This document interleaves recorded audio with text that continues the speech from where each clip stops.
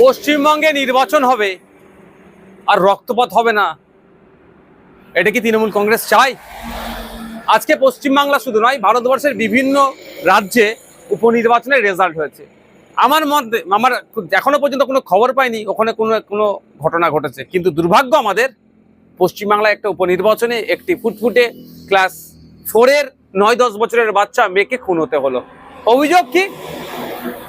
যে তৃণমূলের ছোড়া বোমের আঘাতে ওই বাচ্চা মেয়েটির মৃত্যু হয়েছে। হ্যাঁ, আমি আবারও বলছি, পশ্চিমবঙ্গে নির্বাচন হবে আর পিছড়েভাগের মুসলমান খুন হবে না, পশ্চিমবঙ্গের নির্বাচন তো অসম্পূর্ণ থাকবে।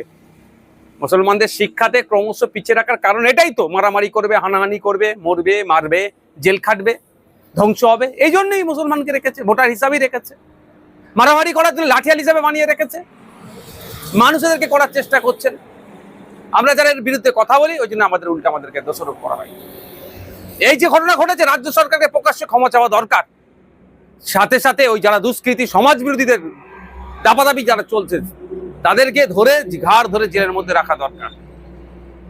আমি ওই পরিবারকে সমবেদনা জানাই এবং গভীর উদ্বেগের সাথে বলছি, আমার পশ্চিমবাংলা কোন দিকে এগিয়ে যাচ্ছে। সামান্য একটা উপনির্বাচন, এখানেও যদি খুন হতে হয়, এখানেও যদি হিংসা হয়, তাহলে 2026-এর নির্বাচন কিভাবে হবে? ইলেকশন কমিশন অফ ইন্ডিয়া কি করছে? সম্পূর্ণরূপে পশ্চিমবাংলায় শান্তিপূর্ণ নির্বাচন করতে ব্যর্থ হয়েছে। আমি আশা করবো এর থেকে শিক্ষা নিয়ে আগামী দিনে 2026 নির্বাচন আসছে, শান্তিপূর্ণভাবে নির্বাচন করবে।